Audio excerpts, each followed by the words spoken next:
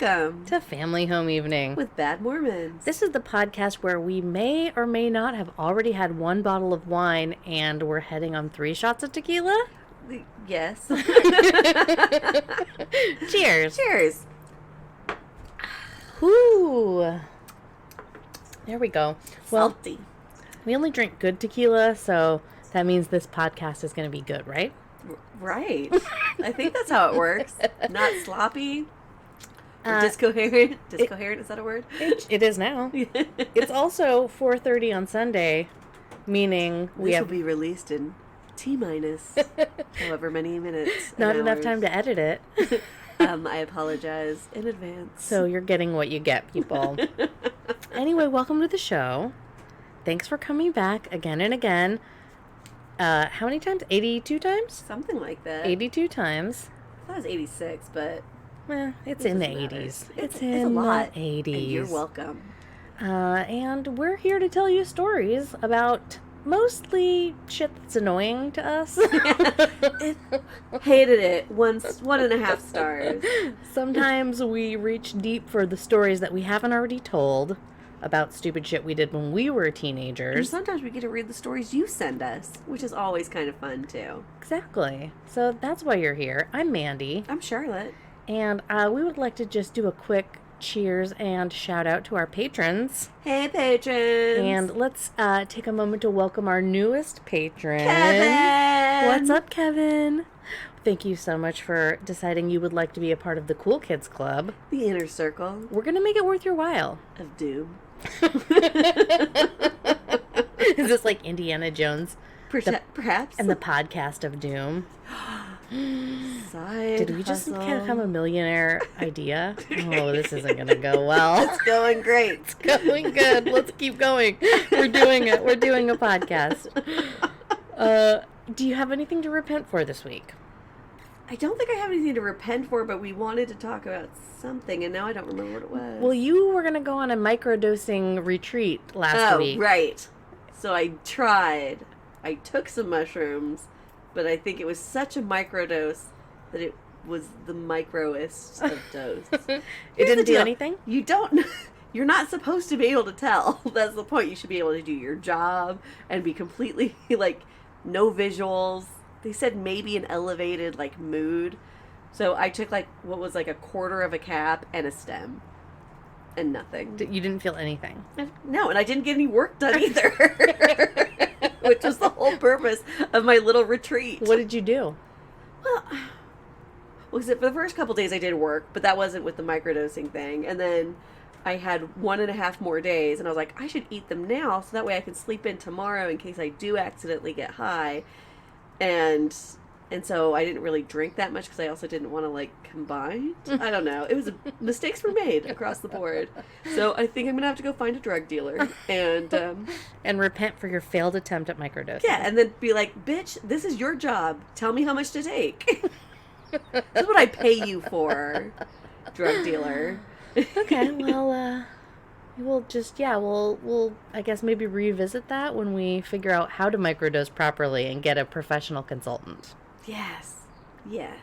And when I win that Mega Millions... Oh, girl, I know. I will thought for sure I had it in the bag last time.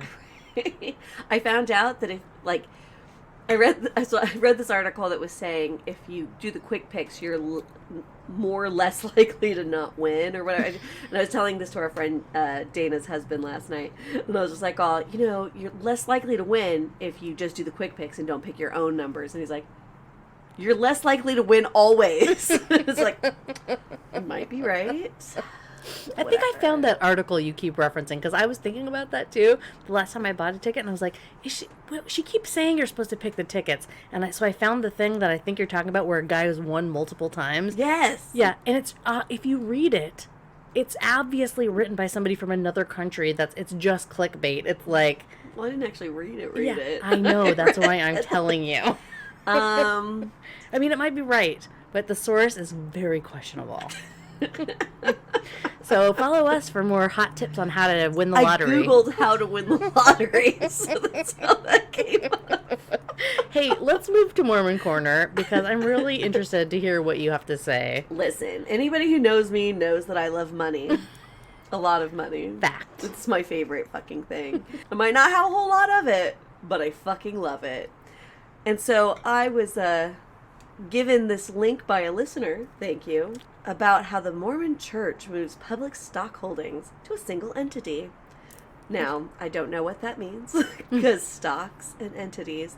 But essentially, my big takeaway from this was that the Church of Latter-day Saints, of Jesus Christ of Latter-day Saints, No longer called the Mormons. you don't call them Mormons, that's how put that Satan out wins, reported a total of 38.7 billion, with a B, billion, of holdings in U.S. stock market. Jesus. Right?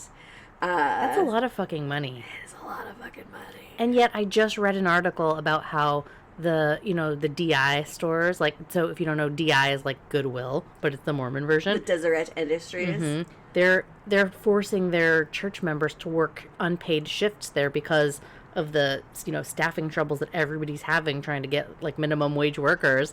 They're like forcing. Isn't there labor laws against that shit? No, you're part of a church. It's not a business. That's fucked up. Yeah, they're saying, okay, like you, Joe, or you, Mandy and Charlotte, and members of the church, you have to go. I'll delete it. That's some bullshit. Right? Do they have to not give their tithings that week? No, I'm sure they also have to pay on top of that. That's fucked up. Exactly. Have we ever talked about how ex-members of the church have been getting text messages from their bishops or whatever saying that they want to settle up their tithing? No, Oh I haven't my God, even heard of this. I read about this like months ago, so I'll have to repent for it or look it up real quick. But like, I was in one of the ex-Mormon Facebook groups, and they were just saying, has anybody else gotten one of these emails or text messages from the bishop where they essentially came, it was like, hey, sister so-and-so or brother elder so-and-so, like, we'd hope to get together sometime this week so we can settle up your tithing. Like, give it back to them, Like, what they've overpaid? Listen, no. Like, you haven't paid tithing in 3 months or 6 months or a year, so we'd like to settle up that tithing. I want to keep saying score, and that's not it, but your tithing requirements maybe might be the word that they're looking for, but either way, it's fucked up. Wow. So it's like, oh, you've removed yourself from the church, you haven't gone, and then they reach out to you to be like it's almost like a tax debt. Listen, we only have, what did you say, $347 billion in stocks right now? Right. We're gonna need your $200 out of your $1,000 check that you get. 100%. Because how else are you going to get billions of dollars? Ew, it makes me so fucking mad. I really want to start my own religion so I can be rich and not work anymore. Listen, this is the thing. We could do that. We could absolutely do that. We're charismatic. We're gorgeous. Enough. We're funny. We think we're funny. At least to ourselves. We could easily con a bunch of people into joining our religion. However, we're not pieces of shit. Thank you. I would hope not. Let's move on to cool shit. What's that look for? No. I was like, go on. I have a whole list. I have actually way more in the cool shit list than this motherfucker list. Ooh. But I don't know where to start. I think we should just start by saying, like, rest in peace to Betty White. Oh, it's not cool shit, but she was so cool. She was cool. If you can live your life in a way that when you're 99, people say she went too soon, then you win. Mm-hmm. Cheers. Cheers to our favorite golden girl. Oh, I know. We should have a marathon. It's not really cool, but it's, she brought so much, like, joy and light to everyone's lives. And everybody was, like, so hoping she was going to make it to 100.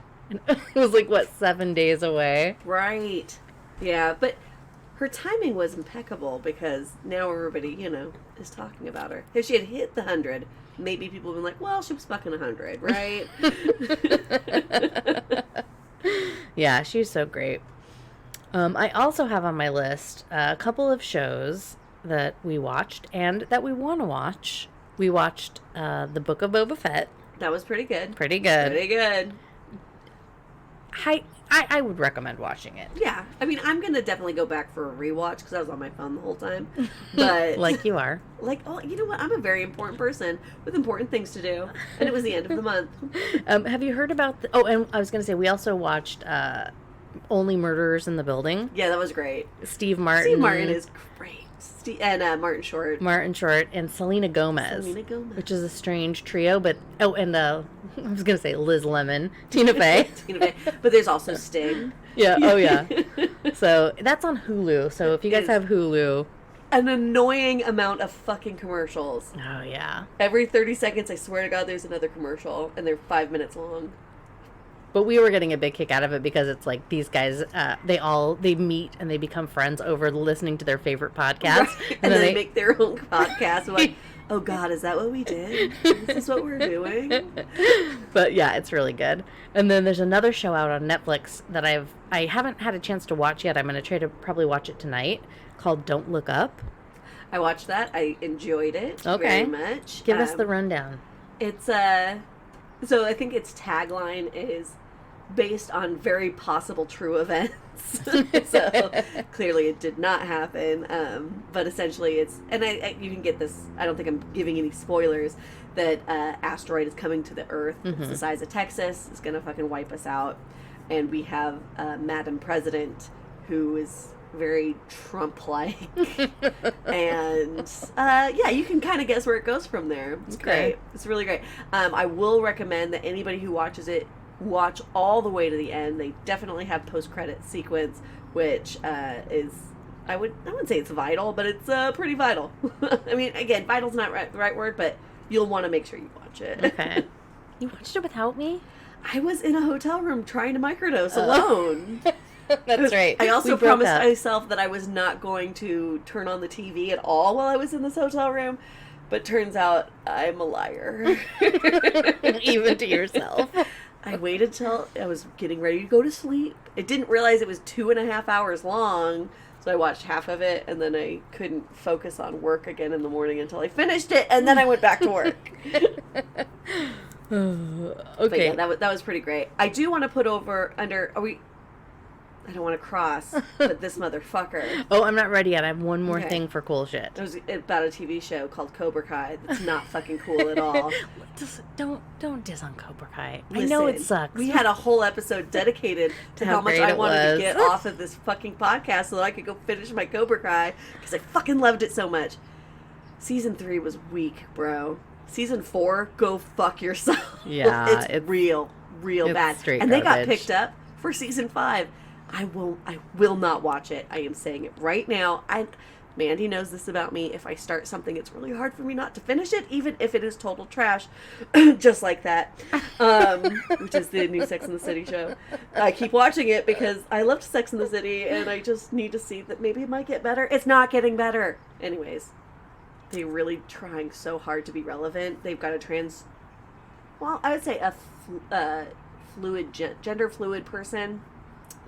And a lot more black people. They're just trying so hard to be relevant, and bless them for it. But just so stupid in an obvious, it's not in a hey, we just way. happen to have friends of people of different ethnicities. It's like they're purposely trying to have friends of different ethnicities so that they don't seem racist. Yeah, and there's a way to do that that's natural feeling. This was not fucking natural at all. So that's another trash show that I unfortunately keep watching. Well, hey, let's not gloss over cool shit because I've got one more thing, like the big thing on the list, which is margarine toenail grease, our favorite Georgia, whatever the fuck she is, representative. Went unopposed, right? That's the only reason she's in. She did go unopposed. Just want to double check on that. Her Twitter account today, her personal Twitter account, has been officially suspended, banned forever. No more strikes. This is like the 5th strike and you're out. Perfect. When I first read the news, I was like, I thought it was her public account, which I was like, finally. I was like, they ban Trump, they'll ban any, Right. Everybody is subject to the same rules. But yeah, this was her personal Twitter account, and basically she was banned for flagrantly spreading misinformation about COVID repeatedly. So if she does that on her representative account, then I would assume she'd get canceled or banned from that too. And she's been a little bit more careful with that account. I don't know how many strikes she's got, but well, she has handlers for that, I would think. Agreed. Yes. Yeah. But yeah, woke up today to that news and I was like, fuck yeah. She's such a blight on humanity. There's that whole little group of them. Her, Lauren Boebert, Madison Cawthorn, the sex trafficker guy, Matt Gaetz. Matt Gaetz. There's the I swear to God, it's been nearly a year. All those fuckers go down for January 6th shit. Like, I know that they're revamping it. They're vamping it up. I don't know. Ramping it up. They're ramping it up. Thank you. three shots of tequila and a bottle of wine. Did we mention we're drinking wine right now? We took shots of tequila, and now we're drinking more wine because we're smart. But yes, January 6th. January 6th. Hopefully they all go to prison and lose their jobs because they should. They should really should be fucking removed from I'm obviously being in charge biased. of shit. Yeah. But treason, that's a thing. You can't do that and hold public office at the same time. I'm pretty you sure just we talked can't. about this on last week's episode, which was Marjorie Tony's toenail grease. Margarine toenail grease. Margarine toenail grease was saying, this is treason. Nancy Pelosi, treasonous. We need to, we need to murder her. We need to murder her. I mean, that is the penalty for treason. So, I think she should be murdered. Not Pelosi, but... Actually, we wouldn't suggest that, but we're just going by what she just said. Based on her logic and being a fucking traitor and treasonous, then yeah, she should be put to death. That's all I'm saying. That's all I'm saying. Let's move on to this motherfucker. This motherfucker. So Cobra Kai. No, I'm just kidding. I've got a couple things. Let's just get this one out of the way. Have you heard about that assistant police chief in Kent, Washington?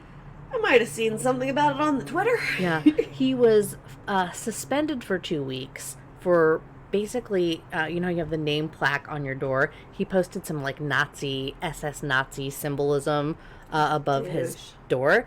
And I just realized when I was reading about it today, this happened back in July.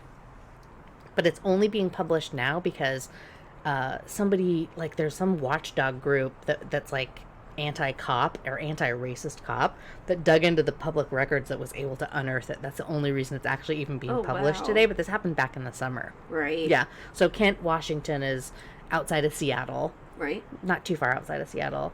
And yeah, this guy was just reading the article. I'm not going to go through it because it's a little dry, but just kind of paraphrasing it. He was like, oh, I was a real big fan of that show, Man in the High Castle.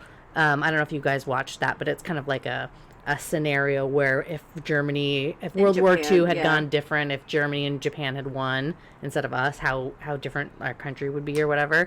So he was like, oh yeah, I just love that show so much. And I'm of German heritage, and these guys have, this joke about calling me whatever the name is of the second in command of the German guy on the show. Anyways, it's all utter garbage. A bunch of people came forward and they were like, yeah, he always made jokes about how his grandpa died in the Holocaust because he was drunk and fell out of the watchtower as he was trying to shoot somebody. Oh, that's fucked up. Exactly. So it's not like the time that you made your German coworker friend some Christmas ornaments with Nazi propaganda on it, not knowing the difference?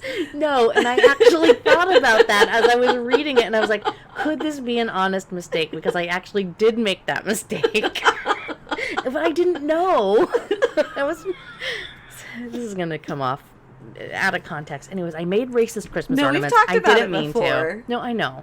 But if this is the first time you're listening, I'm sorry I did that, and I apologize. It was 100%. She just has a German coworker who is very proud of being German, so she wanted to make him Christmas ornaments that had to do with Germany. But so I googled German pride. Yeah, she didn't think, it wasn't like a Nazi swastika kind of a thing, or the obvious. It was close. Eagle, I'm guessing. No, it was the eagle. Okay, good. You're a horrible person. I didn't know. That's how not racist I am. Was I couldn't even identify racist symbols when I saw them.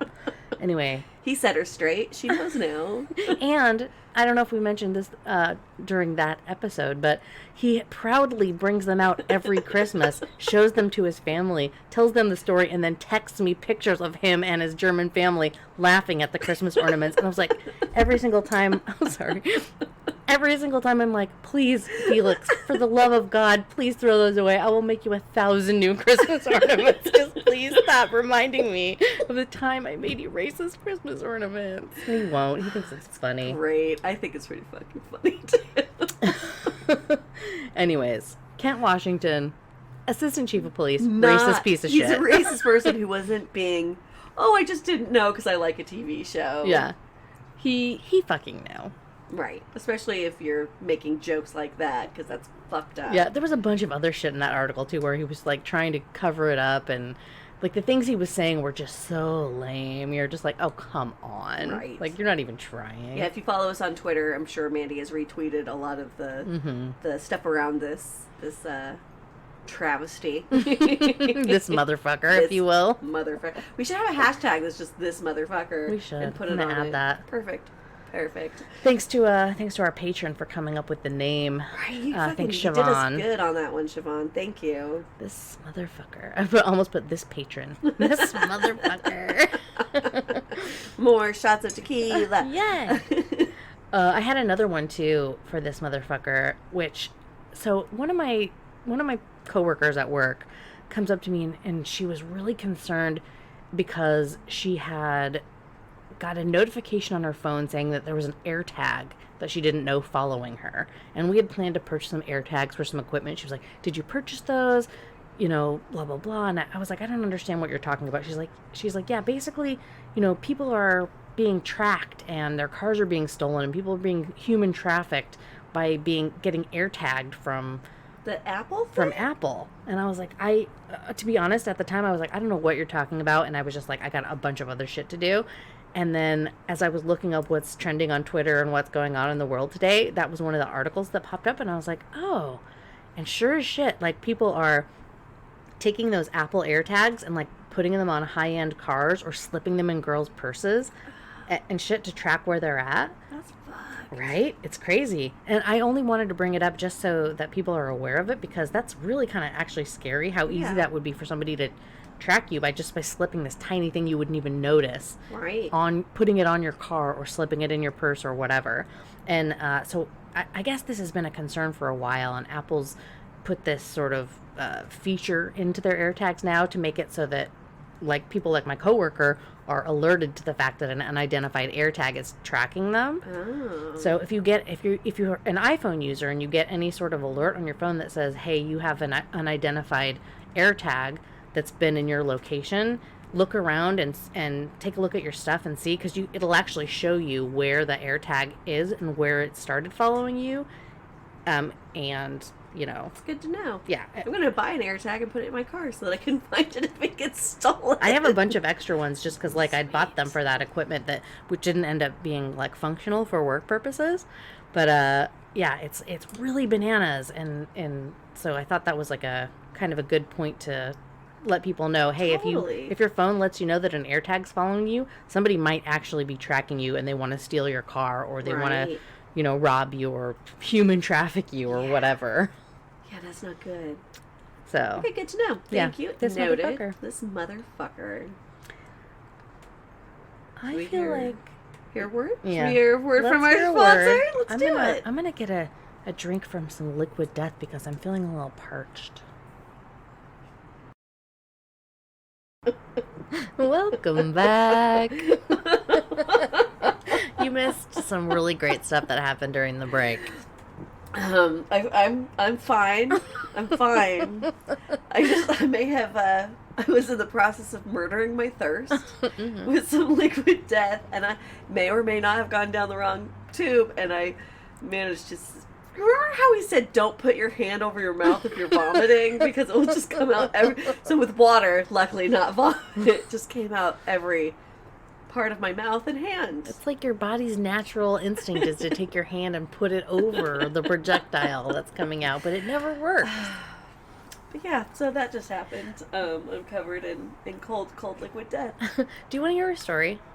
I would love to hear a story. Oh wait, I was going to tell you, because I meant to do it in the repentance area, even though it's not a repentance, but our, so last week we talked, a couple weeks ago, we had talked about our board games that you guys created. Yeah, and I Shoots and Blink 182. Right, Mm-hmm. or the New Kids on the Block drinking game. Mm-hmm. And I was like, I had gotten those sleeping bags from the DI, and I have no idea what I did with them. I just couldn't fit them in my car. So I'm like, I hope I didn't just leave them in a fucking alleyway somewhere because that shit was fucking rad. Well, I got a picture from our friend Courtney who's like, oh, don't worry. That shit, she's like, I'm catching up on the podcast. And don't worry, that shit found a good home. And I'm like, yes! so good. So just a little follow-up there for those who were paying attention to a couple weeks ago. my New Kids on the Block sleeping bag found its way over to our good friend Courtney's house. And it's safe. Right? It had a photo shoot. It did have. We'll share it. I'll put it on the Facebook, maybe the Instagram. But yes, good times. Good times. That actually is a perfect segue into my story, which this isn't one that happened at like a super long time ago, but I feel like it's still funny, so I'm going to tell it anyway. Very good friend of mine, friend of the podcast, Tiffany, not to be mistaken with our sister Tiffany. Our 1.5-star sister Yes, Tiffany. no, this is my friend Tiffany. So the two of us are living in Honolulu, and she is obsessed with the Backstreet Boys. Like, to the point I'm obsessed with the Alkaline Trio. That's how she is with the Backstreet Boys. Right. Okay. I understand. She's like their number one fan. She knows an embarrassing amount about their personal history. Anyways, big fan. And so the Backstreet Boys announced that they're going to come to Honolulu, which is a huge deal. Like, nobody comes to Honolulu. Right. It's incredibly expensive to get your gear over to Honolulu because you either have to put it on a boat and, you know, sail it out there, which takes 10 days to get there, or you have to put it on a plane, which is incredibly expensive. So it's like really hard to see shows in Honolulu. Everybody goes to the mainland to see their concerts. Right. So the Backstreet Boys do this big announcement. They're coming to Honolulu. They're going to play at the Blaisdell for one night. And the Blaisdell's like the biggest arena on the island, and it's not big. It's like, compared to like arenas here on the mainland, it's like... So like the Troubadour? No, it's not that small, but it's like what's a shitty... Not to say that the Blaisdell is shitty, but it's like a quarter of the It's like size... the Hollywood Bowl. I've never been to the Hollywood Bowl. The Hollywood Bowl is actually fairly large. The Greek is a smaller version of the Hollywood Bowl, still outside seating, all of that, but you probably haven't been there. Yeah, I haven't been to the Greek either. But it's so it's an indoor stadium, but I would say it's probably like a quarter of the size of like a regular Staples Center or, you know, Key Arena or whatever it is now. It used to be Key Arena back when I lived in Seattle. Key Arena. It's something different now. Key Arena. Yeah. Anyways, so they announced the big show, and Tiffany is like, "Oh my God, we're going!" And I was like, I'm not a Backstreet Boys fan. I should say I wasn't a Backstreet Boys fan, but I was like, sure, I know this is your favorite band. Of course, I'll go to the show with you. Like, it'll be fun. And so I think she gets us tickets, or no, actually that first show, she does get us tickets. That first show immediately sells out, like within minutes, which is kind of weird for Hawaii. And so, and I think our seats were like way up in the back in the nosebleeds. And a couple of days go by, and I think they realize what's happening. Anyways, it's in such high demand, this show, that they add another show. They add a second show, then they add a third show, then they add a fourth show. So it's basically 4 Backstreet Boys, and it was like 3 nights in a row and then 1 night off or 2 nights off and then the 4th show. But it was basically like 4 nights in a row of Backstreet Boys shows because everybody wanted to fucking go. Don't know why. I literally, I did not get the draw. I missed the whole Backstreet Boys thing. I think I was a little too old for it when it was like super popular. Like, New Kids was my thing. And I will totally own it and admit it. Yes, I had the fucking posters all over my wall. I had a door-sized poster in between my box spring and my mattress. To be close to it. To be close to it, which my sisters may have discovered after I moved out of the house because I forgot it was there. I had the sheets. I had the pillowcases. I had it all. But, like, the Backstreet Boys was just not my thing. And I'm not saying that to, like, try to be cool or anything. It was just... you were legitimately an adult by the time that came out. So exactly. So was I, frankly, for that matter. And we're significantly age apart. Half words. Go on. So I'm like, yes, I would love to go to the show with you. So we get the nosebleed seats. And then then they announce the next shows, and the next shows don't quite sell out as fast because, you know, everybody bought their tickets already. Everybody's bought their tickets. And so it's getting close to the date of the event, and I think it's right around Tiffany's birthday as well. I don't know if it's actually on her birthday, because her birthday's on Christmas Eve. So it's like right around there, and they had released these what they call DNA circle tickets, and kind of the way it is like the way that they have their stage set up. It's DNR, never mind. Oh. The way that they have their stage set up is, and I didn't know any of this. Tiffany already knew all of this, by the way. But they have their stage, and it's kind of like a diamond shape, and in the middle of the diamond is hollowed out, and that's the DNA circle, and that's like this super fan circle where like you pay tons of money for the tickets, and it's just like crazy close to the band. And then there's the next level, which is on the outside of the diamond, and so then you're kind of like, if you're in the middle of the diamond, you're kind of looking at their butts a lot of the time. But on the outside of the diamond, you're kind of looking at them, like, performing for the stadium. Making eye contact? Yeah, making an eye contact. And then, but then there's a fence behind you, and nobody can get into that. So it's not like people are crushing you, if that makes sense. Nice, yeah. And then sort of the third level is behind the fence, where you still have, like, a perfect view of the front of the stage, but you're not in the first two levels, and there's a little more pushing, and there's a lot more people involved. And then there's and then there's the nosebleeds, which is where we ended up getting our tickets for the first night. And that actually, unbeknownst to me, is a good spot to see the show, because they have a huge like production value. So it's like they have all these lights and these things that you can't see if you're up close, but when you're far away you can see the whole thing put together on the stage. So there's like diamonds and shapes and lasers and like all this stuff that like would get lost on you if you were too close to the stage. Right. So if you're interested on how shows come together, that's a perfect place to sit, so you can see how shit gets done. Exactly. And so I was like, oh my God, these DNA circle tickets came up, and I was like, I have to get these for Tiffany. She's such a big fan of the band. It's like I'll get it for a birthday present or whatever. And so I bought the tickets, which were for a different night than we had. Oh no, they were for the same night we had bought our tickets already. But I was like, oh, we'll just try to sell them, or we ended up actually giving them away to our friends. Allison and Joy ended up taking those tickets. So we got the DNA circle tickets, and then Tiffany, of course, knew all this stuff about the stage and like where to go and what parts of the stage and what parts of the audience to be in, so you could see the different aspects of the production. So she bought us tickets for the second level, the third level, and the fourth level each subsequent night, so that we started in the middle, and then each night we worked our way back. So you went and saw them every night for the 4 nights that they were playing? Every single night for the 4 nights. From a different perspective. And like I said, I was not a fan of the band. I could care fucking less, but I knew Hashtag I don't even like this band. Exactly. Yep. No, but I was like, I knew she loved them, so I was like, okay, we'll do this DNA circle thing. And so we're in the middle of the stage, right? And it's mostly looking at their butts, but a lot of times they'll like turn around and they'll so you like can see their crotch. Oh yeah, no, absolutely. Just kidding. But they'll turn around and like they'll like sit down and have one leg hanging over the side, and they'll like talk to the people and like not really talk to them, but like sing to them and like wink at them, and it's like, I know you paid this money, girl. Hey. Yeah. And it's like, I looked at every single one. In fact, I picked my favorite Backstreet Boy. AJ, by the way, is mine. Really? Oh, yeah. AJ. Interesting. Yeah. Tattoos, little scruffy, looked like he could be on a motorcycle. Yeah. He was my favorite. That's interesting. Anyway, it was like I legitimately was just there as an observer and as a support to my friend, and I was immediately just like sucked into the whole thing. Like they're winking at me, and I'm like, "Oh, me? Oh, are you looking over? Oh my God, hi!" That actually sounds fucking rad. And I was like, kind of, "Oh, I'm up into the stage," and like Tiffany's favorite is Nick.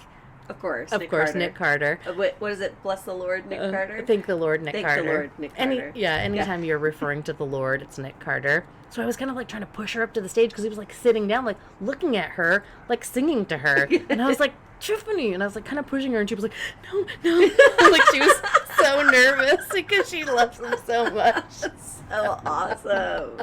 So she was just like, she wouldn't do it. But anyways, we were having so much fun, and I was like really having a legitimately good time, like flirting with the boys in the Backstreet Boys band. Whether they could see me or not, they really played it like they could see me. And that's fucking awesome. Right? And so while we were in that pit, that's when she bought the next 3 nights of tickets. It's like, oh, by the way, I purchased these. Oh my God. And it was so fun. And yeah, then the next night we were on the outer side of the stage, so we got to see it from the other view, and then we moved back the next night, and then we moved all the way up the next night. But it was legitimately one of the best times I've ever had at a concert. Like, these guys were just so, like, I can't even explain it. It was like smarmy, but like smooth, but like you could feel them looking at you as they were winking at you and like giving you all this sex appeal. So I was going to say, have you ever noticed whenever you're at a concert and you're close to the front, you always think you're making eye contact with them, but everybody thinks that, right? Because it's just the perspective of where you're at. But I've sworn more times, like, oh my God, he is so looking at me right now. We're like best friends. Totally. Yeah. But this is like that times 100. Like because they're purposely doing trying it to be on like, purpose. Sup, girl? Yeah. You're my number one fan. Right. I see you, girl. I see you. I love it. And it's just like, I mean, the slow winks like a cat would do. Yes. Like a slow wink. And just like they would get right down and like sing in your face, like, you know, and everybody in the audience is like 45 years old. Right. But we're all like teenagers on hormones, like, oh my God, Nick Carter looked at me. I'm not even kidding you. I walked in there with zero expectations as a support system and walked out of there going like, Backstreet Boys is my fucking favorite band I've ever seen in my life, and I can't wait to go see their show again. And whenever I try to tell anybody this story, I always started out with like, look, I don't even like the band. I'm not even a fan of the band. I never was. Like, I don't.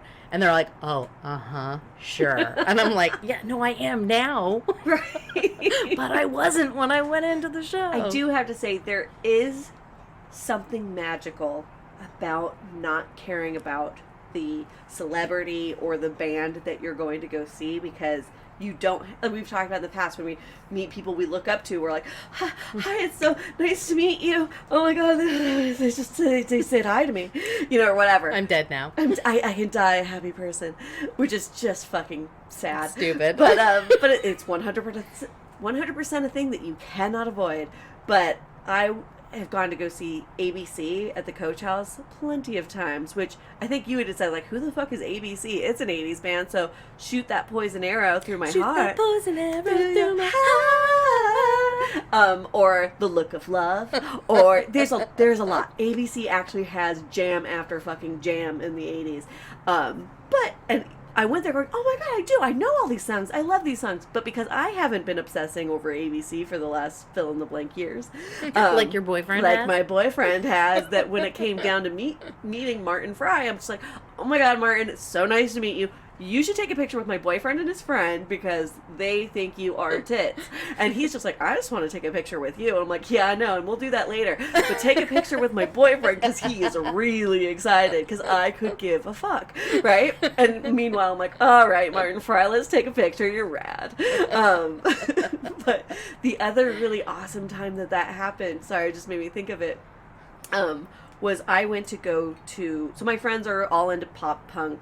You are too, but like there's this LA band called Go Betty Go, and they're really great. They're amazing. They're really great. They're an all chick pop punk band, and like they sing in Spanish, and they're great. If you haven't looked them up, look them up. They're fantastic. Well, this concert that they were playing in like Costa Mesa, which was just some bar that happened to have somewhat of a stage, they were also doing like an art walk kind of a thing, and so I went through and I saw this art and I just liked it. It was a chick with like a cannonball helmet type thing on. It was just great.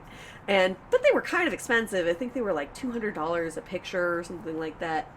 And I heard I was attracted to the art, but I heard someone say, oh my God, Nicolette did it. I'm like, oh, who the fuck is Nicolette? I don't even know. Turns out it's the lead singer of the band that we're going to go see, right? Which, again, I like their music, but I'm not obsessed over them because I've listened to a little bit of it. But every person that I'm with, though, my friend Dave, my friend Jesse, his cousin Einar, they're just like, go Betty, go. I'm like, they're the greatest girls ever. We love them. And so I don't know. I felt like I saw some lady who wanted to buy a single. So there was 4 pieces of art, and she wanted to buy just one of them. And I felt like that breaking up the set was just bad. Like, that's just bad juju. So I was like, I pulled somebody who was working the event aside. I was like, hey, do you think I can get some sort of discount if I just bought all 4 pieces? I don't want to break them up. She's like, let me see what I can do. So, and like, I'll go talk to the artist. I can see what I do. I was like, oh, cool, the artist is here. Still didn't make the connection yet. And so she comes back, she's like, well, she can give you like $25 off per one. Anyways, it ended up costing me like $5.50 or whatever for all 4. I'm like, all right, sounds good, thanks. bought it. And then later that chick, the event coordinator, comes up to me and she's just like, so Nicolette would like to take a picture with you with the art if you're into it. I'm like, yeah, sure, great. Who's what? Because they hadn't gone on stage yet.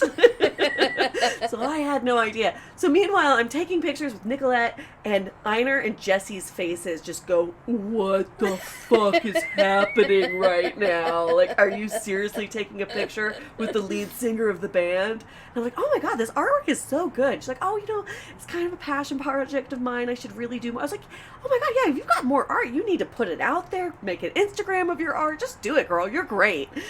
Now, could I have talked to a person like that, like as a normal human being, if I had been obsessed with them or listening to their music for years? Absolutely not. But that was pretty fun. And it's still hanging in my living room. I took a picture of it and sent it to, because that's when I figured out who she was. I was like, oh, you know what? I have a perfect place in my living room. I'm going to put it. I'm going to take a picture of it and I'm going to send it to you. So, because I could tell she was not secure in being an artist, right? And I wanted her to know that her shit was fucking amazing. Mm-hmm. And she's like, okay, so yeah, just go to Go Betty Go Official. And I'm like, what? Wait, what? Oh, I get it now. And then meanwhile, I was like, I was going to buy that artwork. I can't believe you bought it out from underneath of me. And I'm like, okay, right, all right. It's proudly displayed at a prominent location in our home, and it's amazing artwork. And it is amazing. So, yes, believe in yourself. Your artwork is amazing. It doesn't matter who you are. And if you meet a famous person, try as hard as you can not to be a complete asshole. Right. Just pretend that they're not a famous person that you've been obsessing over. And it's going to go a lot better for you. I concur. Also, if you happen to find yourself near or around an iPhone and you want to go to Apple Podcasts and leave us a review. 5-star review. Only 5 stars, bitches. We'd really appreciate that. It really helps people find us. Also, you would check out our website at FHEBadMormons.com. We're constantly putting up new artwork and fun things that you can wear around your neck or on your house. If you'd like to check out our official merch site on TeePublic, you can find that through our link tree, which is on all of the social medias. And you can find us on all the social medias. Facebook, LinkedIn, Twitter, Instagram, Pinterest, YouTube, where you could like, subscribe, and share with your friends. Become a patron for as little as $3. A latte and more fun than church. You could be a proud sponsor, just like our friend Kevin. Thanks for listening to our show. We'll try to be more sober next week, but we're not going to guarantee anything. Not doing it. Bye. Didn't break it. Hooray.